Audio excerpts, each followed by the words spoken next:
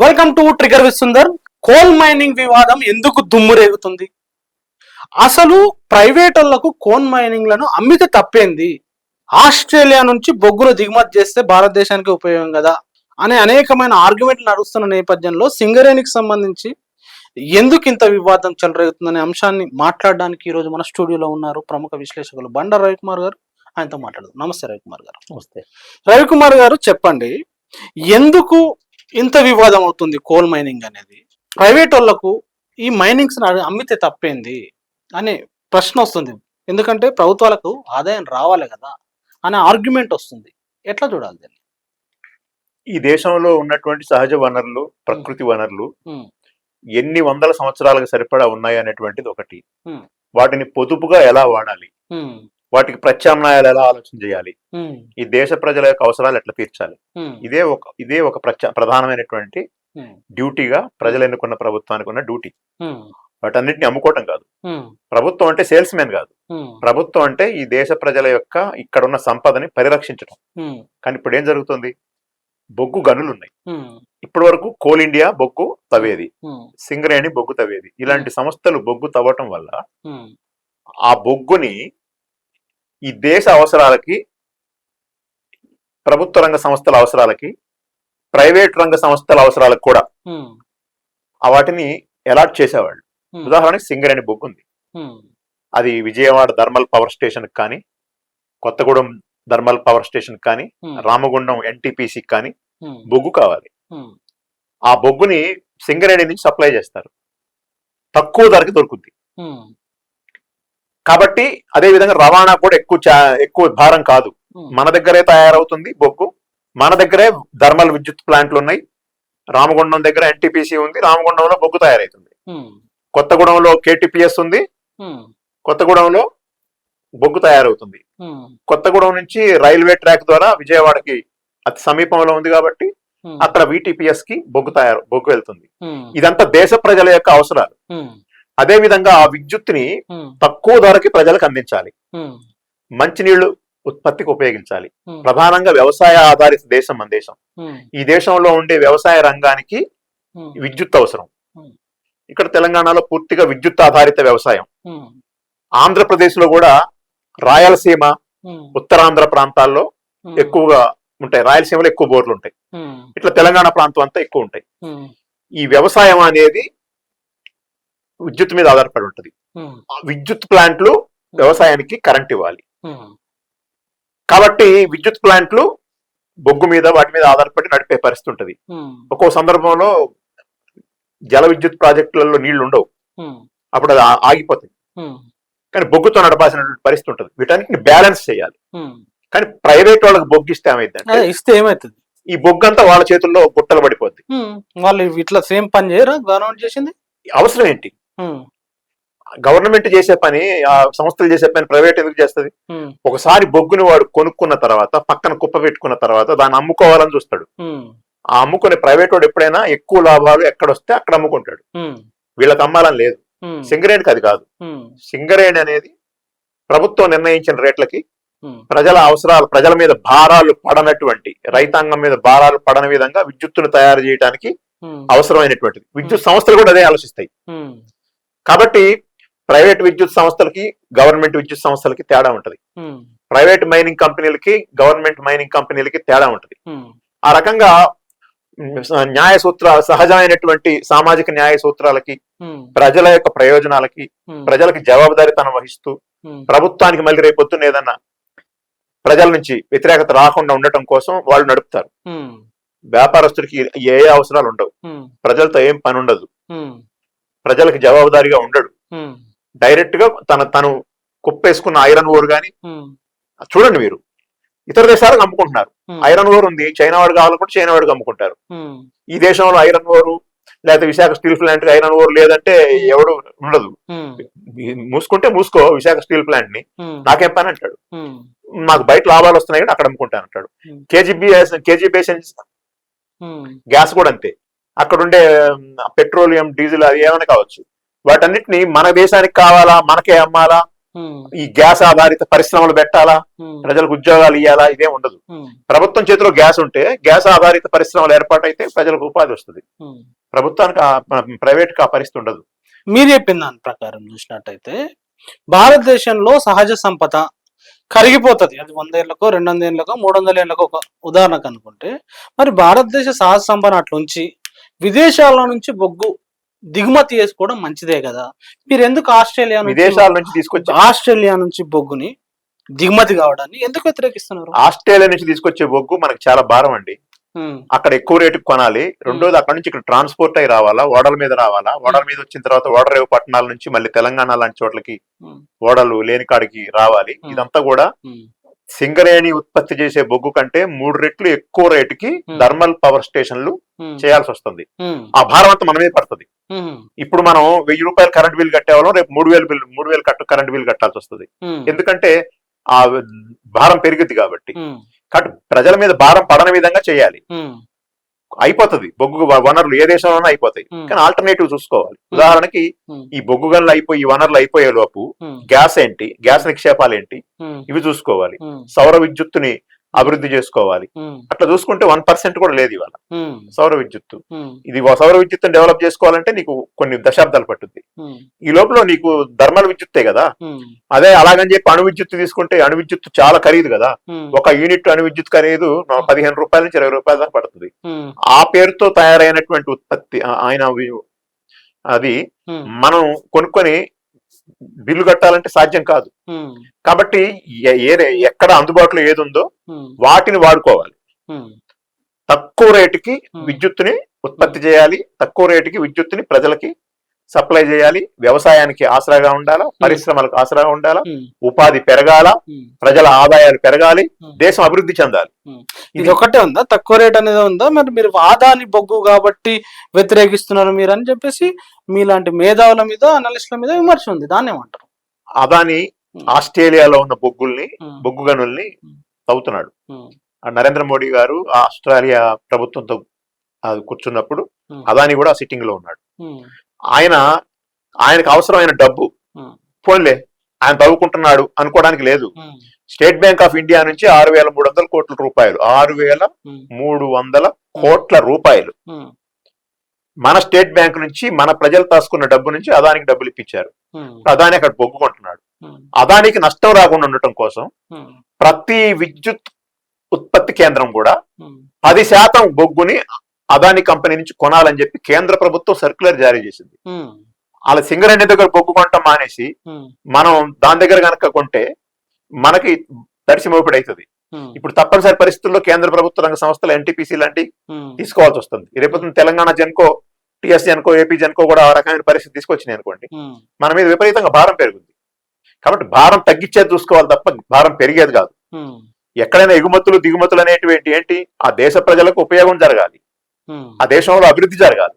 ఆ దేశంలో అభివృద్ధిని, ఉపాధిని, జీవన ప్రమాణాలని తగ్గించేసి ఆ ధరలు పెంచేసి ఆ ప్రజల్ని దివాళా తీయించే పద్ధతుల్లో ఉంటే అది నష్టం కదా. అది ఏమాత్రం కూడా ఆస్ట్రేలియా బొగ్గుని మన దేశంలో బొగ్గు ఉండగా కూడా తీసుకొచ్చి ప్రజల మీద రుద్దటం గాని భారాలు మాపటం గాని సరైనది కాదు. కేవలం అది అదాని ప్రయోజనాలకు సంబంధించింది. ఈ 2021 సందర్భంగా బొగ్గు కొరత ఏర్పడ్డది. బొగ్గు కొరత ఏర్పడడంతో వాటి మీద అనేక రంగాల మీద దాని ప్రభావం కూడా పడ్డది. ఆ కొరత వాస్తవంగా అట్లాంటి కొరత లేకుండా ఇంపోర్ట్ చేసుకోవడం మంచిదే కదా అనే ఆర్గ్యుమెంట్స్ కూడా వస్తున్నాయి. అది ఇప్పుడు బొగ్గు కొరత అనేది వీళ్ళు సృష్టించిన కృత్రిమ బొగ్గు కొరత అంటారు. కృత్రిమ బొగ్గు కొరత ఆర్టిఫిషియల్ అంటే బొగ్గు ఈ దేశంలో లేకపోవటం వల్ల, తవ్వింది రెడీగా లేకపోవటం వల్ల అంటే కాదు. ఎప్పుడైతే ఈ ప్రైవేట్ కంపెనీలు పెద్ద మొత్తంలో బొగ్గు ఉత్పత్తి చేయడం మొదలు పెట్టినాయో వాళ్ళ దగ్గర ఉన్న బొగ్గు మొత్తం కూడా ధర పెంచుకోవడం కోసం కృత్రిమ కొరతను సృష్టిస్తాయి. కృత్రిమ కొరతని సృష్టించటం వల్లనే బొగ్గు కొరత ఏర్పడి విద్యుత్తు సంక్షోభం 2021లో ఏర్పడిందని చెప్పి అనేక సంస్థలు ఆధారాలతో సహా నిరూపించినాయి. ప్రైవేట్ పెట్టుబడిదారుడు ఎప్పుడైనా సరే అంతులేని లాభాలు సంపాదించాలనే ఉద్దేశంతో వాడు బ్లాక్ మార్కెటింగ్ చేస్తాడు, కొరతను కూడా సృష్టిస్తాడు. అందులో భాగంగానే ఇలా అదొక సహజ వనరు బొగ్గు, దానిగా చేశారు. ఇప్పుడు కేజీ బేసిన్ ఉంది, కృష్ణా గోదావరి బేసిన్. అక్కడ చాలా పెద్ద అపారమైనటువంటి చమురు నిక్షేపాలు, మన నిక్షేపాలు ఉన్నాయి, గ్యాస్ నిక్షేపాలు ఉన్నాయి. ఇప్పుడు ఆ గ్యాస్ నిక్షేపాల మీద ఈ దేశానికి ఏం హక్కు లేదు, ఈ దేశ ప్రభుత్వానికి ఏం హక్కు లేదు. ఆ హక్కుని రిలయన్స్ కంపెనీ వాడు అక్కడ తీస్తున్నాడు. అంతకుముందు ONGC, oil and natural gas commission వాళ్ళు తీసేవాళ్ళు. ఇప్పుడు ప్రభుత్వ రంగ సంస్థ. ఇప్పుడు కూడా ఆడు కొన్ని బావులు, కొన్ని క్షేత్రాలు వీటికి వీళ్ళకి కూడా ఉన్నాయి.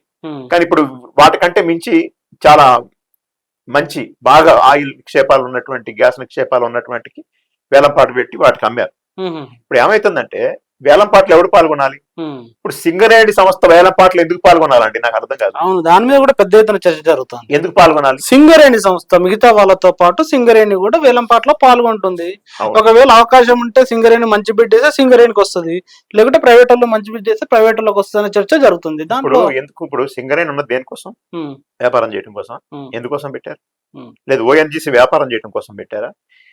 మన భారతదేశానికి స్వతంత్రం వచ్చిన కాడి నుంచి ఈ రోజు వరకు మనకు వచ్చే ఆయిల్ గాని, మనకు వచ్చే గ్యాస్ గాని రిలయన్స్ వాళ్ళు ఇచ్చారా? ఇవాళ రిలయన్స్ వాళ్ళు వీళ్ళందరూ ఎంటర్ అయ్యి చేస్తున్నారు. కానీ ప్రారంభం నుంచి కూడా మనకి GAIL, gas authority of India limited, HPCL, Hindustan petrochemicals limited, BPCL, Bharat petrochemicals limited, లేకపోతే ఇవన్నీ ఉన్నాయి. ఇవన్నీ ఉండబట్టి స్వావలంబన, సెల్ఫ్ రిలయన్స్ అంటే బొగ్గు స్వావలంబన, ఆయిల్ స్వావలంబన, గ్యాస్ స్వావలంబన, ఇవి మన భారతదేశానికి అవసరం. ఇప్పుడు ఏం చేయాలంట? సింగరేణి ఓడిపోయి వేలంపాట్లో పాల్గొని ఆవిడెవడో బిర్లానో టాటానో లేకపోతే ఎవడో మన అదాని అంబానీ వస్తారు, వాళ్ళు వచ్చి ఇందులో వేలంపాట్లో పాల్గొంటే వీళ్ళు పోయి పాల్గొని సింగరేణి వాళ్ళు ఒక ఉద్యోగస్తుని పంపిస్తారు, అంటే ఒక ఆఫీసర్ని పోయి అందులో పాల్గొని రావాలి. అది సాధ్యమయ్యే పనేనా? అది దక్కించుకునే అవకాశం ఉంటుందా? ఒకవేళ దక్కించుకుంటే డబ్బులు కట్టాలి. ఈ డబ్బులు కట్టడం వల్ల ఎవరికి నష్టం? ఇప్పటి వరకు సింగరేణికి ఉన్నది బొగ్గు గనులు అనేవి మామూలుగా ఇచ్చేసేయాలి. బొగ్గు గనులు అనేవి విశాఖ స్టీల్ ప్లాంట్ అయినా, విశాఖ స్టీల్ ప్లాంట్ కొన్ని వేల కోట్ల రూపాయలు ప్రభుత్వానికి ఆదాయం సమకూరుస్తున్నటువంటి పరిస్థితి ఉంది. ప్రజలకు ఉపాధి కొన్ని వేల మందికి కాదు, కొన్ని లక్షల మందికి. ఎందుకంటే విశాఖపట్నంలో ఉన్నటువంటి అనేక ఉక్కు పరిశ్రమ, అనుబంధ ఆధారిత పరిశ్రమలు అనేక రకాలు ఉంటాయి. అందులో ప్రత్యక్షంగా పరోక్షంగా పొందుతున్నటువంటి ఉపాధి పొందుతున్నటువంటి వాళ్ళందరూ. విశాఖ ఉక్కు ప్రారంభం కాకముందున్న విశాఖకి, ఆ తర్వాత విశాఖకి, డాక్యార్డ్, షిప్ యార్డ్ ఉన్నప్పుడు విశాఖకి, అంతకుముందు ఉన్న విశాఖ తేడా చూడండి. అక్కడ రూపురేఖలే మారిపోయింది. కొన్ని లక్షల మంది ప్రజలు పోయి అక్కడ బతుకుతున్నారు. హైదరాబాద్ లో కూడా అంతే. హైదరాబాద్ లో కోట్ల మంది ప్రజలు ఎందుకు బతుకుతున్నారంటే ఇక్కడ బిహెచ్ఎల్, బిఈఎల్ ఇలాంటి అనేక రకాల ప్రభుత్వ రంగ, సౌత్ సెంట్రల్ రైల్వే కావచ్చు, ఎడ్యుకేషన్, ఇలాంటివన్నీ ప్రారంభంలో అన్ని వాళ్ళే ఉన్నాయి ప్రభుత్వ రంగ సంస్థలు. ఆ ప్రభుత్వ రంగ సంస్థల పునాదుల మీద ఇప్పుడు ప్రైవేట్ రంగం కూడా వచ్చింది. ప్రైవేట్ రంగం ఇవాళ వచ్చింది, కొత్త బెచ్చగాడు బుద్ధిరగినట్టుగా ఇప్పుడు వచ్చి అడావిడి చేస్తున్నారు. కానీ ఒక బిహెచ్ఎల్ సృష్టించినంత ఉత్పత్తి ఒక ప్రైవేటు సంపద, ఉపాధి ఒక ప్రైవేట్ కంపెనీ వద్దంటలే, రమ్మనండి. కానీ వాళ్ళని కూడా ఉత్పత్తి చేయమనండి, వాళ్ళని కూడా సేవ చేయమనండి, వాళ్ళని కూడా ప్రభుత్వ రంగ సంస్థలతో పోటీ పడి పన్నులు కట్టమనండి. ఓకే, ప్రైవేట్ వాళ్ళు కూడా రావచ్చు. కానీ వాళ్ళకి భూములు ఫ్రీగా ఇవ్వాలా, ఎలక్ట్రిసిటీ ఫ్రీగా ఇవ్వాలా, మళ్ళీ బ్యాంకులో రుణాలు ఇప్పించాలి వాళ్ళకి, మళ్ళీ ఆ బ్యాంకు రుణాలు మాఫీ చేయాలి, మళ్ళీ ట్యాక్సులు తగ్గించాలి, ట్యాక్సులు మాఫీ చేయాలి, మళ్ళీ వాటర్ వాళ్ళకి ఇవ్వాలి, మౌలిక వసతులన్నీ మేము కల్పిస్తాం రండి పెట్టుబడిదారులా అని అడగాలి, అన్ని కూడా ఇవ్వాలి. వాడికి ఎక్కడైనా ఏరోప్లేన్ లేకపోతే ఫెసిలిటీ లేకపోతే అక్కడ అది కట్టాలి. ఇన్ని రకాల ఫెసిలిటీస్ కల్పిస్తేనే మేము వస్తామని వాళ్ళు అంటున్నారు. కాబట్టి పెట్టుబడి కూడా వారికి కాదు, షేర్ల రూపంలో, బ్యాంకు రుణాల రూపంలో డబ్బులు మొబిలైజ్ చేసుకుని వాళ్ళు చేస్తున్నారు. ఇందులో పెట్టుబడిదారులు ఈ దేశానికి చేసే సేవ ఏంటి చెప్పండి? పన్నులు ఎగ్గొట్టడం, బ్యాంకు రుణాలు ఎగ్గొట్టడం తప్ప. అయినా వద్దంటలే మనం. కానీ ప్రభుత్వ రంగాన్ని ఎందుకు నాశనం చేస్తారు? ఈ ప్రజలను ఎందుకు అప్పుల్లో కూరుకుపోయేటట్టు చేస్తారు? కాబట్టి సింగరేణి పోయి బొగ్గుని నాకు కావాల దేహి అని చెప్పి అడుక్కునే పరిస్థితి రావడం అంటే ఈ దేశం అడుక్కోవడమే. ఎందుకంటే సింగరేణి ఈ దేశాంది, కోల్ ఇండియా ఈ దేశాంది, అదేదో వేరే కంపెనీ కాదు. అది ఈ దేశ ప్రజల యొక్క ఆస్తి, ఈ దేశ ప్రజల యొక్క సంపద. గనుల మంత్రి కిషన్ రెడ్డి గాని బీజేపీ వాళ్ళు కానీ చాలా క్లియర్ గా చెప్తున్నారు, ఇట్లా సింగరేణికి కూడా మేము ఒక అవకాశం బిడ్డింగ్ లో పాల్గొనడానికి మేమేం ఏకపక్షంగా ప్రైవేట్ వాళ్ళకి ఇస్తలేం కదా అని చెప్పేసి చాలా గొప్ప చెప్పుకుంటారు విషయం. కాదండి, వీళ్ళు బాబుగారు సొమ్మ ఇచ్చేది. ఎవరి బాబు గారు సొమ్మండి. ఈ భారతదేశంలో బీజేపీ పుట్టక ముందు లేదా వాళ్ళ ఆర్ఎస్ఎస్ పుట్టక ముందు నుంచే ఈ దేశంలో కొన్ని వేల సంవత్సరాలు ఈ ప్రకృతి ఈ భూమి పుట్టిన కాడి నుంచి ఈ భూమిలో ఉన్న వనరులు ఉన్నాయి. ఈ భూమిలో ఉన్న వనరులన్నీ ఈ దేశ ప్రజలవే అని చెప్పి భారతదేశ రాజ్యాంగం చెబుతుంది. ఇది మన ఆస్తి. అది ఈ దేశంలో ఉన్నటువంటి వనరులన్నీ మన ఆస్తి. నువ్వెవడివి మనకు కూడా బిడ్డింగ్ లో పాల్గొనేటట్టుగా అంటే ఓ భారత ప్రజలారా మీకు కూడా మేము బిడ్డింగ్ లో పాల్గొనే అవకాశం కల్పిస్తాం, మీకు కూడా పాల్గొనండి అన్నట్టుగా ఉంది. అంతే కదా. సింగరేణి కంటే సింగరేణి అంటే ఎవరిది? అది ప్రభుత్వంది. ప్రభుత్వం అంటే ఎవరిది? ప్రజలది. ప్రజల కోసం అది బొగ్గును ఉత్పత్తి చేస్తుందని చెప్పే కదా నేను. మరి ఇప్పుడు దానికోసం దానికి అవకాశం కల్పించడం ఏంటి? ఇక సింగరేణిని బయటకు గంటేసి ప్రైవేట్ పెట్టుబడిదారులు రమ్మని చెప్పి వాళ్ళతో పాటు నీకు కూడా అని చెప్తే ఎవరికి నష్టం? ఇది ఈ దేశానికి నష్టం కదా. అంటే ఈ ప్రైవేట్ కంపెనీ వాడు అంటే ఎవడు? ఆ బీజేపీ వాడు, లేకపోతే ఆ పార్టీని బలపరిచేవాళ్ళు, లేకపోతే ఇంకో పార్టీ వాళ్ళు, వాళ్ళకి సంబంధించిన పెట్టుబడిదారులు వాళ్ళందరూ అందులో ఉంటారు. కాబట్టి వాళ్ళందరూ దీన్ని బలపరుస్తారు. ప్రజలు బలపరచడం అనేది సామాజిక న్యాయం కూడా లేదు కదా. ఉద్యోగాలు రావు కదా, ఉద్యోగాలలో వాటాలు లేవు కదా ఎవరికి. అంత కాంట్రాక్టీకరణ అవుట్ సోర్సింగే కదా. ఇంకా నీకు అక్కడ సామాజిక న్యాయం కూడా లేదుగా ప్రైవేట్ రంగం వచ్చిన తర్వాత. కాబట్టి దీన్ని అర్థం చేసుకోవాలి. తెలంగాణకు ఒక కేంద్ర మంత్రి గనుల శాఖ వచ్చిందని చెప్పేసి పెద్ద ఎత్తున వాళ్ళు మీడియాలో సోషల్ మీడియాలో పెద్ద ఎత్తున ప్రచారం చేస్తుంటే, ఈ టైంలో ఈ కోలుకు సంబంధించిన ఒక చర్చ, ఈ మైనింగ్ సంబంధించిన ఒక చర్చ, ఇదంతా బీజేపీ మీద దుమ్మెత్తి పోస్తుందికి అనే ఒక ప్రచారం కూడా జరుగుతుంది మీ మేధావుల పైన, మీలాంటి అనలిస్టుల పైన. బీజేపీ అధికారంలోకి రావడంతోనే ఆయన గనుల శాఖ మంత్రి ఇచ్చామని చెప్పారు. గనుల శాఖ మంత్రి కూడా చక్కగా తెలంగాణలో ఇచ్చామని చెప్పారు. ఆయన ఇచ్చిన మొట్టమొదటి స్టేట్మెంట్, ఆ 10 గనుల్ని మీరు అమ్మండి, 30 గనులు అమ్మకపోతే మేమే అమ్ముతాం అంటే ఒక సేల్స్ మెన్ పెట్టుకుంటే. గనుల శాఖ మంత్రి అంటే సేల్స్ మెనా? దేనికోసం అంటే ఇందులో అంటే ఈ దేశంలో కేంద్ర ప్రభుత్వాన్ని ఈ ప్రజలు ఏర్పాటు చేసుకున్నది ఏంటంటే ఒక సేల్స్ మెన్ గా పెట్టుకుని మీరు అంటే మొత్తం అమ్ముకోండి ఈ దేశాన్ని, మా సంపద అంతా తీసి కొద్దిమంది వ్యక్తులు కట్టబెట్టండి అని చెప్పి సేల్స్ మెన్ గా పెట్టుకున్నట్ట. కాబట్టి ఇది కాదు. మరి వాళ్ళు పైపెచ్చి ఏమంటున్నారు? మేము ఈ పార్టీల మీద దాడి చేస్తున్నారు. ఎవరైతే ఈ యొక్క ఆక్షన్ ని వ్యతిరేకిస్తున్నారో ఆక్షన్ ని వ్యతిరేకించే వాళ్ళ మీద ఎదురు దాడి చేస్తున్నారు. చాలా విచిత్రంగా ఉంది రాజకీయ పార్టీల పరిస్థితి. అదే తెలంగాణలో ఉన్న రాజకీయ పార్టీలు ఎలాంటి స్టాండ్ తీసుకుంటున్నాయి ఈ అంశం పైన? తెలంగాణ పౌర సమాజం అంతా స్పందించాలండి. ఒకప్పుడు తెలంగాణ కావాలి, ప్రత్యేక తెలంగాణ వస్తే మన మన మన వనరులన్నిటి మీద మనకి హక్కు ఉంటుంది, ఈ తెలంగాణ ప్రజల యొక్క వనరులన్నీ తెలంగాణ ప్రజలు అని చెప్పారు కదా, ఇప్పుడు వాళ్ళంతా మేల్కొనాలి. ఇప్పుడు ఈ వనరులు నీ కాదు, తెలంగాణ సింగరేణి తెలంగాణది. సింగరేణి తెలంగాణ ప్రజల ఆస్తి. 51% వాటా సింగరేణికి ఉంది, మన రాష్ట్రానికి ఉంది. 49% వాటా కేంద్రానికి ఉంది. అదే చెప్తున్నారు మాటిమాటికి. 40 మాది కాదు, అది మెజారిటీ వాళ్ళకే ఉంది, అమ్ముకొని దానికి ప్రైవేటీకరణ చేసే శక్తి మాకు లేదంటున్నారు. నువ్వు ప్రైవేటీకరణ చేయక్కర్లే, సింగరేణి ఆత్మహత్య చేసుకునేలాగా దానికి అదే చచ్చిపోయేలాగా, దానికి గనులు కేటాయించకపోతే ఆటోమేటిక్ గా చచ్చిపోద్ది. ఏడా గనులు తగ్గుతుంది. అంటే తెలంగాణ ప్రజల్ని వాళ్ళు ఊరిపోసి చంపుతున్నారు.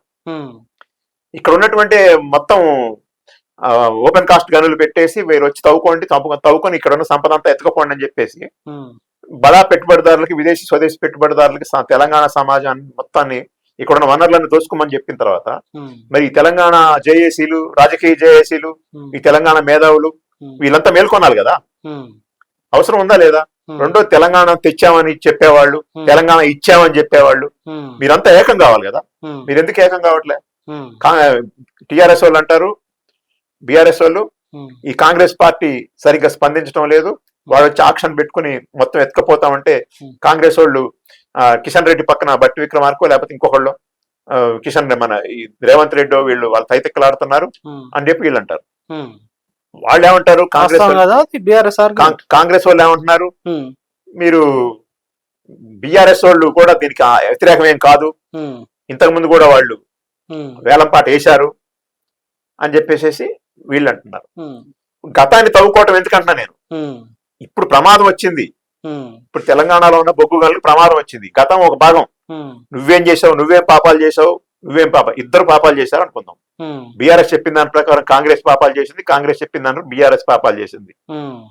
బీజేపీ కూడా అంటున్నారు కాంగ్రెస్ అంటేనే బొగ్గు కుంభకోణం కదా అంటున్నారు. ఉమ్, ఇప్పుడు వాళ్ళు ఎట్లా మాట్లాడతారు అంటున్నారు. ఉమ్, ఇప్పుడు ఇవన్నీ అవసరమా? ఉమ్, ఇది కాదు కదా. ఉమ్, ఈ తెలంగాణలో ఉన్నటువంటి రాజకీయ పార్టీలన్నీ ఉమ్, ఒక తాటి మీదకి రావాలి. ఉమ్, ఇది మా తెలంగాణ, ఇది ఉమ్, మా సంపద, ఉమ్, ఇది మేము లేకపోతే మేము అన్యాయం అయిపోతాం. ఎందుకంటే ఉమ్, తెలంగాణలో ఉన్న వ్యవసాయం అంతా ఏంటి? ఉమ్. విద్యుత్ మీదనే కదా. ప్రాజెక్టులు, గ్రావిటేషన్ ప్రాజెక్టులు లేవు కదా. బోర్బావుల మీద నడుస్తుంది. మొత్తం తెలంగాణ విద్యుత్ అంతా అదే కదా. ఉమ్, ఫ్రీ విద్యుత్ ఎందుకుంది? ఉమ్, తెలంగాణలో ఫ్రీ కరెంట్ ఎందుకుంది? అటు ఆంధ్రాలో కూడా ఉంది. ఉమ్, ఉమ్మడి రాష్ట్రంలోనే ఫ్రీ కరెంట్ వచ్చింది. ఉమ్. ఇప్పుడు ఈ ఫ్రీ కరెంట్ ఎందుకు చెప్పండి? బోర్బావుల మీద ఆధారిత ఉంది కదా, వ్యవసాయం ఎక్కువ ఉంటది. వ్యవసాయం ఉంటది. అంటే ఏంటి? ఉమ్, బొగ్గు మనది, ఉమ్, నీళ్లు మనయి, ఉమ్, పవర్ జనరేషన్ ప్లాంట్లు మనయి. ఉమ్, కాబట్టి ఉమ్. మన రైతులకి, మన వ్యవసాయానికి నువ్వు ఫ్రీ కరెంట్ ఇస్తున్నావు. అవును. బొగ్గు నీది కాదు, నీళ్లు నీవి కాదు, ఉమ్, జనరేషన్ ప్లాంట్లు నీవి కావు. ఉమ్, అప్పుడు నువ్వు ఫ్రీ కరెంట్ ఇస్తావా ఉమ్, రైతాంగానికి? ఉమ్, ఎక్కడి నుంచి తెచ్చిస్తావు? అప్పుడు మొత్తం వ్యవసాయం అంతా ఏమైపోద్ది? రైతులు ఏమైపోతారు అనేది ఒక భాగం. ఉమ్, తర్వాత తిండి గింజలు కూడా నీకు ఉండవు కదా. నువ్వు బయట దేశాల నుంచి దిగుమతి చేసుకొని నువ్వు తినాలి. ఉమ్, బయట నుంచి తీసుకొచ్చి అమ్మడానికి రెడీగా ఉంటారు చాలా మంది. ఉమ్, నువ్వు అవి కొనుక్కొని తినాలి. ఉమ్, రేపు నీ పరిస్థితి ఏంటి? ఇక్కడ వ్యవసాయం ఏంటి? ఆ వ్యవసాయం మీద ఆధారపడి ఉపాధి పొందుతున్నటువంటి వాళ్ళ లక్షలాది మంది, కోట్లాది మంది ప్రజలు ఏంటి? ఆ కోట్లాది మంది ప్రజలు ఈ ప్రభుత్వానికి కడుతున్నటువంటి వేల కోట్ల రూపాయలు ట్యాక్సులు ఏంటి? ఉమ్, ఇవన్నీ ఒకసారి ఆలోచించు. ఉమ్, ఎవరికి నష్టం? ఉమ్, కాబట్టి తెలంగాణలో ఉన్న ట్రేడ్ యూనియన్లు ఉమ్, మొత్తం కాంగ్రెస్ అనుబంధ ట్రేడ్ యూనియన్లు, ఉమ్, లెఫ్ట్ ట్రేడ్ యూనియన్లు ఆల్రెడీ ఉమ్, కొంత ఫాస్ట్ గానే ఉన్నాయి. ఉమ్, ఆల్రెడీ రామగుండం, గోదావరి కని దగ్గర నుంచి మొదలుపెట్టి ఆ ప్రాంతాలు, బెల్లంపల్లి, ఉమ్, అందమర్రి, మంచిర్యాల ఆ ప్రాంతాలన్నీ కూడా వాళ్ళు యాజిటేషన్ చేశారు ఉమ్, ఇటు మణుగూరు వరకు. కానీ మిగతా ఐఎన్టీయూసీ, ఉమ్, లేదు తెలంగాణ బొగ్గు గని కార్మిక సంఘం, ఉమ్, లేకపోతే బీజేపీ అనుబంధ కార్మిక సంఘం కూడా వాళ్ళు చెప్పాలి వాళ్ళ సంగతి ఏంటో, అనుకూలమా వ్యతిరేకమా అని. ఉమ్, సింగరేణి కార్మికుల దగ్గర రమ్మనండి, ఉమ్, బిఎంఎస్ ని, ఉమ్, అనుకూలమా వ్యతిరేకమా చెప్పాలి కదా. వీళ్ళందరూ వచ్చి మాట్లాడాలి కదా. ఉమ్, అంటే కోల్ మైన్స్ దగ్గరికి పోయి కార్మిక వర్గాన్ని కదిలించాలి. ఇది కార్మిక వర్గం సమస్య కాదు. ఉమ్, ఇది బొగ్గు సమస్య అంటే ఇది జాతి సమస్య, ఉమ్, కరెంట్ సమస్య అంటే ప్రజల సమస్య. ఉమ్, కాబట్టి తెలంగాణ యావత్తు 4.5 కోట్ల మంది ప్రజల సమస్య ఇది. ఉమ్, ఇక్కడున్న రైతాంగం సమస్య, ఇక్కడున్న విద్యుత్ వినియోగదారుల సమస్య, ఇక్కడున్న ఉపాధి సమస్య, ఉమ్, ఇక్కడున్న నిరుద్యోగ సమస్య పరిష్కారానికి సంబంధించినటువంటి ఇష్యూ అన్ని ఇందులో ఉన్నాయి. ఉమ్, మొత్తం మన వనరులన్నీ ప్రైవేట్ పరం అయిపోయిన తర్వాత, తెలంగాణ కాకుండా పోయిన తర్వాత ఉమ్, ఏం చేసుకోవాలి ఈ తెలంగాణ రాష్ట్రాన్ని? ఉమ్. రేపు హైదరాబాద్ కూడా ఏం ఇదైతుంది. ఈ పొలిటికల్ పార్టీలకు సంబంధించి, ఈ పౌర సమాజానికి సంబంధించి, ఈ యూనియన్లకు సంబంధించి ఇట్లా స్పందించాలంటున్నారు. కానీ వీళ్ళకంటే ముందు గిరిజన సమాజం స్పందించింది ఈ మైనింగ్ కి వ్యతిరేకంగా. ఎందుకు గిరిజనులు ఎందుకు ముందు ఉండి దీన్ని వ్యతిరేకిస్తున్నారు మైనింగ్ ని? ఇప్పుడు ఇప్పుడు మైనింగ్ అనేది బావులు ఉమ్, తవ్వకం ద్వారా ఒకటి, ఓపెన్ కాస్ట్ ద్వారా ఒకటి. ఓపెన్ కాస్టుల్ని ఉమ్, అనివార్యం అయితేనే తీయాలి, కానీ పర్యావరణవేత్తలందరూ వ్యతిరేకిస్తున్నారు. మనకు బొగ్గు బావుల ద్వారా ఉమ్, ఆల్రెడీ ఓపెన్ కాస్ట్లు మొదటి నుంచి లేవు. ఉమ్. మనం చూస్తే బొగ్గు బావులు అంటారు. అవును, బావులే అంటారు. బావులు తవ్వకం ద్వారా మనం బొగ్గు తీస్తున్నారు. అది ఉమ్, ఇప్పుడు పర్యావరణంకి, ఆదివాసీలకి, జంతువులకి, చెట్లకి, అడవికి ఉమ్, నష్టం వస్తుంది. కాబట్టి డైరెక్ట్ ఎఫెక్ట్ ఎవరికైతే వెంటనే తగులుతుందో ఉమ్, వాళ్ళు స్పందిస్తున్నారు. ఉమ్, కానీ రేపొద్దున కరెంట్ ఛార్జీలు పెరిగిన తర్వాత, ఉమ్, కరెంట్ లేకుండా పోయిన తర్వాత, ఉమ్, ఉచిత విద్యుత్ బంద్ అయిన తర్వాత నేను స్పందిస్తానంటే, ఉమ్, బంద్ అయిన తర్వాత నువ్వు స్పందించేది ఏముంటది? ఉమ్. ప్రైవేట్ పరం ఒకసారి అయిపోయిన తర్వాత మళ్ళీ వాటిని జాతీయం చేయాలంటే చాలా కష్టంతో కూడుకున్న చేతులు పని. సాధ్యం కాలినాక కాని, చేతులు కాలినాక ఆకులు పెట్టుకున్నట్టు అవుతుంది. ఉమ్, అది సాధ్యం కూడా కాదు. ఉమ్, ఒకసారి నువ్వు ప్రైవేట్ పరం చేసిన తర్వాత మళ్ళీ దాన్ని జాతీయం చేయాలంటే అది అయ్యే పని కూడా కాదు. ఎందుకంటే ఉమ్, దాన్ని అనుభవించే వాళ్ళల్లో మొత్తం ఎంపీలు ఉంటారు. ఇవాళ రాజకీయ నాయకులంతా వ్యాపారస్తులే కదా. ఉమ్, వాళ్ళెందుకు వచ్చి దీన్ని ప్రైవేటీకరణని మళ్ళీ జాతీయకరణ చేయాలి? నష్టం జరుగుతుంది, దేశ ప్రజలంతా నష్టపోతున్నారు ఉమ్, అనే పరిస్థితి ఉండదు. చేతులు కాలిన తర్వాత మీరు అన్నట్టు ఆకులు పట్టుకునే బదులు ఉమ్, ముందే స్పందించాలి. ఉమ్, కాబట్టి అది అక్కడ వాళ్ళ పర్యావరణం దెబ్బతింటే ఆదివాసీలు దెబ్బతింటారు కాబట్టి, అడవి దెబ్బతింటే ఆదివాసీలు దెబ్బతింటారు కాబట్టి ఉమ్, వాళ్ళు తిరుగుబాటు చేస్తున్నారు, ఉమ్, వస్తున్నారు పోరాటాల్లోకి. ఉమ్, కానీ తర్వాత బాధితులుగా ఉన్న వాళ్ళు మనమే కదా. ఉమ్, మరి మనందరం స్పందించాలి కదా. ఉమ్, మీరు స్పందించాలా, నేను స్పందించాలి. ఉమ్, మీకు కరెంట్ లేదా, నాకు కరెంట్ లేదా, ఉమ్, లేకపోతే మీ ఇంట్లో ఉన్న వాళ్ళు ఎవరు వ్యవసాయం చేయట్లేదా, మా ఇంట్లో ఉన్న వాళ్ళు ఎవరు వ్యవసాయం చేయట్లేదా, ఉమ్, మీకు మాకు ఎవరికి ఉచిత విద్యుత్తు సదుపాయం ఉమ్, లేదా, ఉమ్, మన కుటుంబాల్లో ఎవరికి ఉమ్, ఆ ఉచిత విద్యుత్ ద్వారా తయారైతున్నటువంటి పంటని మేము తినట్లేదా? ఉమ్, ఎక్కడి నుంచి వస్తున్నాయి కూరగాయలు? ఎక్కడి నుంచి వస్తున్నాయి? ఉమ్, ధాన్యం ఎక్కడి నుంచి వస్తుంది? ఎక్కడి నుంచి వస్తుంది? ఈ దేశానికి విదేశీ మారక ద్రవ్యానికి తెచ్చిపెట్టే పత్తి తెలంగాణలో పత్తి ఎక్కువే పండుతుంది. తెలంగాణలో రైతులు పండించే పత్తి ద్వారా ఈ దేశానికి విదేశీ మారక ద్రవ్యం కూడా వస్తుంది కదా. మరి ఈ ఆదాయం అంతా రాష్ట్ర కేంద్ర ప్రభుత్వాలకి తెలంగాణ సమాజం నుంచి ఎందుకు వస్తుంది? ఈ వనరులను ఉండబట్టే కదా. ఇవన్నీ పోయిన తర్వాత ఏం చేస్తాం మనం? కాబట్టి తెలంగాణ సమాజం, ఇక్కడున్న రాజకీయ పార్టీల మీద 100 విభేదాలు ఉండొచ్చండి, కొట్టుకోండి, ఎన్నికలప్పుడు కొట్టుకోండి. మరి మిగతా సమయంలో తెలంగాణ సమాజానికి అండగా నిలబడాలిగా. మామూలు రోజుల్లో కూడా ఎందుకు కొట్లాట? ఈ రాష్ట్రానికి ఏదన్నా ఒక నష్టం వస్తే, ఒక విపత్తు వస్తే అందరం ఏకం కావాలి కదా. కొన్ని రాష్ట్రాలలో ఏకమయ్యే సంప్రదాయం ఉంది. ఇప్పుడు తమిళనాడు ఉంది, అక్కడ ఒక సంప్రదాయం ఉందంటారు. అందరూ ఏకమైపోతారు ఆ రాష్ట్రానికి ఏదైనా తేడా వస్తే అంటారు. ఇప్పుడు మనకు తేడా వస్తుంది, మరి అందరం ఏకమైపోవాలి కదా. ఎక్కడ ఏకమయ్యేటట్టుందా? వాళ్ళిద్దరు ఇంకా తిట్టుకోవడం పెంచారు. ఇంకా ఏమంటున్నారు తెలుసా? కాంగ్రెస్ కి పోరాడే హక్కు లేదని బిఆర్ఎస్ కి పోరాడే హక్కు లేదని కాంగ్రెస్ అయితే మరి ఘోరంగా ఉంది పరిస్థితి. కిషన్ రెడ్డి పక్కన కూర్చొని ఆ వేలంపాటలో పాల్గొంటున్నారు. కిషన్ రెడ్డి గారు వేలంపాట వేయడానికి సేల్స్ మెన్ గా బీజేపీ పంపించింది. ఆ సేల్స్ పార్లమెంట్ పక్కన కూర్చొని వీళ్ళు అసలు బీఆర్ఎస్ పార్టీ గాని, కాంగ్రెస్ పార్టీ గాని, బీజేపీ పార్టీ గాని, ఎవడైనా కానీ ఇక్కడ ఉన్న వాళ్ళు, లేదా తెలుగు రాష్ట్రాలు అవుతున్న వైఎస్ఆర్సీపీ, ఇప్పుడు అధికారంలో ఉన్న టీడీపీ, జనసేన పార్టీలు ఏమనాలా? ఈ బొగ్గు మీద చెయ్యటానికి వీల్లేదు, వేలంపాట పెట్టడానికి వీల్లేదు, ఇది జాతి సంపద, ఇది మా సంపద అని అనాలి. కానీ నువ్వు పోయి వేలంపాటలో సింగరేణిని పంపించి వేలంపాటలో పాల్గొనమంటున్నావు, అర్థం ఏంటి? నువ్వు ఆ వేలంపాటను అంగీకరిస్తున్నట్టే కదా. తప్పు కదా, అది తప్పు చేస్తున్నావు కదా. ఒక్కదానికే పాల్గొనాలి అంటే మరి మిగతా వాటికన్నా ఆపాలి కదా. తెలంగాణలో ఉన్న ఏ ఒక్క బొగ్గు గాని నువ్వు చేయాలని చూసినా ఈ తెలంగాణ సమాజం అంతా ఒప్పుకోదు, తెలంగాణ పౌర సమాజం అంతా ఏకం అవుతుంది అనే ఒక హెచ్చరిక కేంద్రానికి పోతే ఆడికి దమ్ము ఉంటుందండి? చేయగలుగుతాడా? ఏళ్ళు పెడతాడా? ఈ దేశం ఈ 4 కోట్ల మంది తెలంగాణ ప్రజలు ఏకమైతే ఈ తెలంగాణ వనరుల మీద ఏలు పెట్టే దమ్ము ఉంటుందా ఎవరికైనా? ఉండదు. ఇలా ప్రభుత్వాన్ని పెట్టుబడిదారులే ఒక ఏజెంట్ గా పెట్టుకుని నడుపుతున్నారు. వాళ్ళు బెదిరిస్తున్నారు ఇష్టం వచ్చినట్టు. ఇక్కడ మీరు అన్నట్టు బీజేపీ వాళ్ళు కాంగ్రెస్ మీద ఒక ఆరోపణ చేస్తున్నారు. ఏంటిది? కోల్ సంబంధించిన గోల్మాల్ మొత్తం వీళ్ళే చేసారు, బొగ్గు సంబంధించిన అవినీతి చేసారు, బొగ్గు కుంభకోణాలు వీళ్ళ ఆధ్వర్యంలో జరిగినాయి, వాళ్ళ ప్రభుత్వాలు ఉన్నప్పుడే జరిగినాయి అని బీజేపీ ఆర్గ్యుమెంట్లు, బీఆర్ఎస్ ఆర్గ్యుమెంట్లు కరెక్టే కదా. మరి 2014 తర్వాత అసలు కోల్ స్కాములు ఏం కనిపిస్తలేవు కదా, సాధారణ జనం మాట్లాడుతున్నారు. అనేక ఒప్పందాలను సుప్రీంకోర్టు రద్దు చేసిందండి. అనేక కంపెనీలకి, ప్రైవేట్ కంపెనీలకి 2014 ముందు 2010 నుంచి చాలా కంపెనీలు ఒప్పందాలు చేసుకున్నారు. ఈ ఒప్పందాలను రద్దు చేసి పారేసింది సుప్రీంకోర్టు. ఇవన్నీ తప్పుడు ఒప్పందాలని చెప్పి. కాంగ్రెస్ పార్టీకి కూడా బొగ్గు కుంభకోణం మసి అంటింది. ఎందుకంటే అప్పుడు స్వయాన ప్రధానమంత్రి గారి చేతిలోనే బొగ్గు శాఖ ఉంది, సహాయ మంత్రి మన తెలుగు ఆయన చేతుల్లో. వీళ్ళకి బొగ్గు మసి ఎందుకంటేంది? ఆ రోజుల్లో ఈ మైనింగ్ చేయడానికి ప్రైవేట్ వాళ్ళకి ఎట్లా పడితే అట్లా ఇవ్వడానికి, అరాచకం చేయడానికి ఆ రోజున్న చట్టాల ప్రకారం లేదు. ఎప్పుడే సుప్రీంకోర్టు తీర్పు ఇచ్చిందో నరేంద్ర మోడీ వచ్చిన తర్వాత ఏం చేసిండంటే చట్టం చేసేసిండు. ఏం చేసిండంటే కాంగ్రెస్ హయాంలో తప్పు అని ఉన్న దాన్ని మోడీ రాగానే ఇది కరెక్ట్ అని చెప్పేసి చట్టం చేసిండా.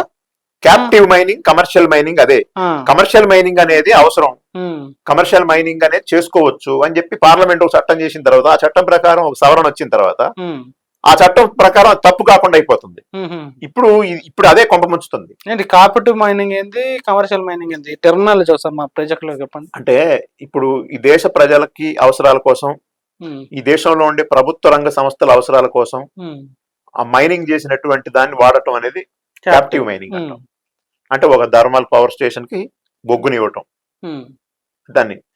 కానీ ఇక్కడ బొగ్గుని తవ్వుకొని ఏ దేశానికైనా అమ్ముకోవచ్చు. కమర్షియల్ మైనింగ్ అంటే ఎక్కడ ఒకసారి బొగ్గు తవ్వుకుని వాడి చేతిలోకి వచ్చిన తర్వాత ఆ సంపద ఏం చేస్తాడు? అమ్ముకుంటాడు. అమ్ముకోవడానికి ఎక్కడ దేనికి ఏ రేటుకి అమ్ముకుంటాడు? ఎక్కువ లాభం ఎక్కడుందో మొత్తం అన్ని చోట్ల చూస్తాడు. లాభం ఎక్కువ ఉన్న కాడ వాడితో ఒప్పందం చేసుకుంటాడు, వాడికి సప్లై చేస్తాడు. కొనుక్కున్నాడు రాస్తుంది, మంది కాదు అది. క్యాప్టివ్ మైనింగ్ అంటే అది కాదు. అది ప్రభుత్వం చేతిలో ఉన్నదానికి అమ్ముకుందాం. ప్రభుత్వం విదేశాలకు అమ్ముకోవడానికి కుదరదు.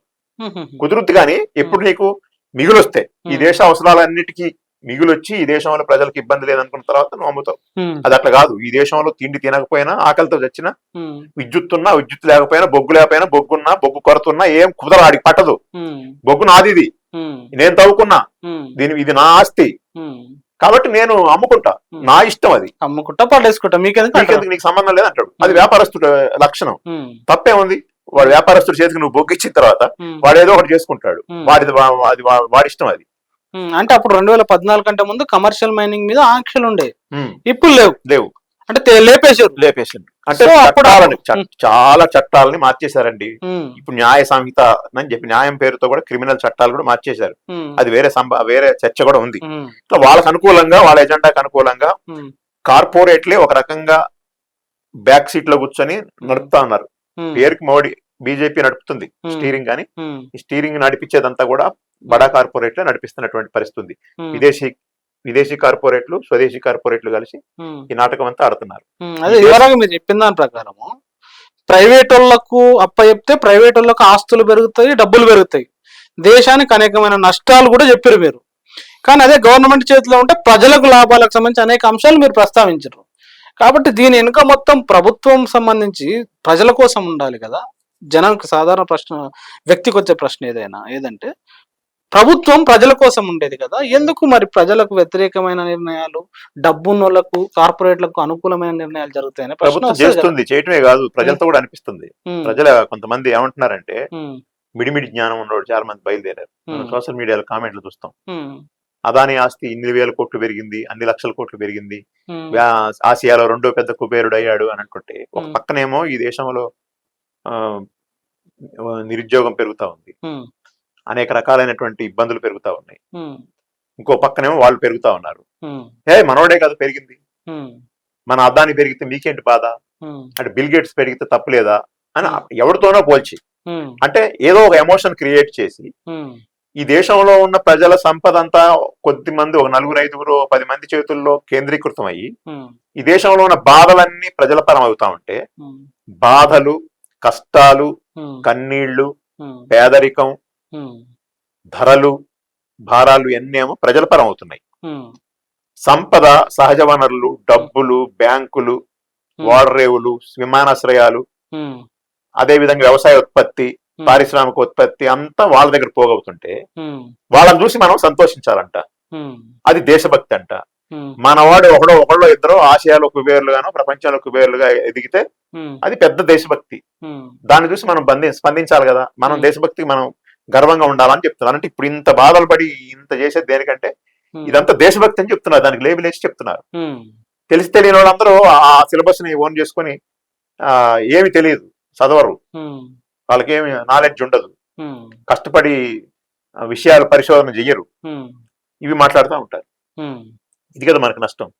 కాబట్టి మేము చెప్పేది ఏంటంటే, ఉమ్, మొత్తం తెలంగాణ సమాజం అంతా, ఉమ్, తెలుగు రాష్ట్రాల్లో ఉన్న ప్రజలందరూ, ఎందుకంటే ఈ తెలుగు రాష్ట్రాలకు పక్కన ఉన్న ఆంధ్రప్రదేశ్ కూడా పెద్ద నష్టం ఇది. ఉమ్, సింగరేణి ఇక్కడ ఉంది కాబట్టి ఇక్కడ చర్చ జరుగుతుంది, కానీ ఆంధ్రప్రదేశ్ లో, ఉమ్, మీ ఆంధ్రప్రదేశ్ లో అవసరమైన విద్యుత్తు ఉమ్, శ్రీశైలం నుంచి తయారైంది, సీలేరు నుంచి తయారైంది, సరిపోద్దా? ఉమ్, సరిపోద్దా? చాలా కదా. ఆంధ్రప్రదేశ్ కూడా మీ దగ్గర VTPS కూడా ఉంది కదా, విజయవాడ థర్మల్ పవర్ స్టేషన్ కొత్తపల్లిలో ఉంది కదా. ఉమ్, అలాంటి కొన్ని థర్మల్ పవర్ స్టేషన్లు ఆంధ్రాలో కూడా ఉన్నాయి. ఉమ్, రేపొద్దున తెలంగాణ నుంచి పవర్ స్టేషన్స్ కూడా ఉన్నాయి కదా ఇక్కడ. ఉమ్, కాబట్టి ఈ పవర్ స్టేషన్స్ స్టీల్ ప్లాంట్ కూడా బొగ్గు కావాలి. వీటికి కావాలి కదా, స్టీల్ ప్లాంట్ కూడా కావాలి కదా. ఉమ్, వీటన్నిటికి అవసరమైందంతా రేపు స్టీల్ ప్లాంట్లకు అవసరమైనటువంటి వీటిని కూడా అంత పోయిన తర్వాత ఉమ్, మీ ఆంధ్ర అయినా తెలంగాణ అయినా, ఉమ్, తెలంగాణ అంటే ఇమ్మీడియట్ ఎఫెక్ట్ సింగరేణికి దొరుకుతుంది కాబట్టి ఇక్కడ ఎఫెక్ట్ దొరుకుతుంది. ఉమ్, ఆంధ్రాతో సమానంగా, తెలంగాణతో సమానంగా ఎఫెక్ట్ అయ్యేది ఇప్పుడు ఆంధ్రాకు కూడా. ఉమ్, ఆంధ్రాలో అసలు దీని మీద ఉలుకు లేదు, పలుకు లేదు. ఉమ్, అక్కడ ఉన్న రాజకీయ పార్టీలు అసలు ఈ మాత్రం కూడా మాట్లాడలేదు. ఉమ్, మాట్లాడాలి కదా, వాళ్ళ మీద ఆధారపడి ఇవ్వాలి. వీళ్ళు ఒక్క నిమిషం కూడా వాళ్ళ ప్రభుత్వం నడవదు. ఉమ్, ఆంధ్ర వాళ్ళు గనక, ఆంధ్రాలో నుంచి ఉన్న 25 ఎంపీలు ఎవరైతే ఉన్నారో, 3 పార్టీల ఎంపీలు, ఉమ్, వీళ్ళు గనక అంటే ఆ ప్రభుత్వం ఒక్క నిమిషంలో పడిపోద్ది. ఉమ్, కాబట్టి మా నీళ్లు, మా సహజ వనరులు మాకు ఉండాలి, మా కరెంట్ ఛార్జీలు పెరగడానికి వీల్లేదు, మా రైతన్నలకి, మా వ్యవసాయానికి ఫ్రీ కరెంట్ ఉండాలి, దానికి ఎఫెక్ట్ అయింది, మీరు ఇట్లా చేస్తే బాగుంటుంది మోడీ అని చెప్తాడు. ఉమ్, భయపడేదానికి అవకాశం ఉంటుంది వాళ్ళు. ఉమ్, కానీ ఆ రకంగా బెదిరించే పరిస్థితులు లేదు. ఉమ్, వాళ్ళ ప్రయోజనాలు వాళ్ళు చూసుకునే పరిస్థితి ఉంది. ఉమ్, ప్రజలు దీన్ని గమనించాలంటున్నాం. ప్రజలు చైతన్యవంతులు అయితే అన్ని సెట్ అవుతాయి. ఉమ్, ప్రజలు చైతన్యవంతులు కాకపోతే ఉమ్, ఎవరికి ఏమి కాదు. ఉమ్. మొత్తం ఈ బతుకంతా మనం నాశనం చేసుకోవాల్సిన పరిస్థితి వస్తుంది. థ్యాంక్ యూ వెరీ మచ్ బండారావు గారు. Thank you. ప్రజలారా విన్నారు కదా, సహజ సంపదలన్నీ ప్రభుత్వం చేతిలో ఉండాలి, ప్రజల బాగు కోసం ఉపయోగించాలి అని చెప్పేసి అంటున్నారు బండారు రవికుమార్ గారు. అదేవిధంగా ఈ బొగ్గుకు సంబంధించినది ప్రభుత్వ రంగం చేతిలో ఉండాలి, ప్రభుత్వ రంగ సంస్థలైన మన సింగరేణికి అప్పచెప్తే అది దేశానికి ఉపయోగం. సింగరేణిని కూడా పోయి బిడ్డింగ్ లో పాల్గొనడం అంటే భిక్షం ఎత్తుకోమనడం దేశాన్ని అని చెప్పేసి చాలా క్లియర్ గా బండారు రవికుమార్ గారు చెప్తున్నారు. మరి ఆయన చెప్పిన అంశాల్లో వాస్తవాలే ఉన్నాయా, మీరేమనుకుంటున్నారు కామెంట్ రాయాలి. అదేవిధంగా బండారు రవికుమార్ గారు ఒక కామెంట్ చేసినారు, ఆదానికి ఆ అంబానికి ఆస్తులు పెరిగితే మన దేశ పొల్లే కదా బాగుపడేది అనేది. వాళ్ళకి దగ్గర ఆస్తులు ఒక దగ్గర పోగు పడుతున్నాయి, గుట్ట పడుతున్నది అంటే, గుట్ట ఏర్పడుతున్నది అంటే ఇంకో దగ్గర గుంత ఏర్పడుతున్నది, బాయ్ ఏర్పడుతున్నది, లోయ ఏర్పడుతున్నది అనే కదా. ఈడ తవ్వి అంటే జనం దగ్గర తవ్వి ఆడ బాయ్ ఏర్పడితే వీళ్ళ దగ్గర గుట్ట ఏర్పడుతున్నది అనే అంశాన్ని కూడా చాలా వివరంగా చెప్పారు బండారు రవికుమార్ గారు. మరి ఆయన చెప్పిన అంశాల మీద తప్పకుండా మీ కామెంట్ రాయండి. Thank you very much. చూస్తూనే ఉండండి టీటర్.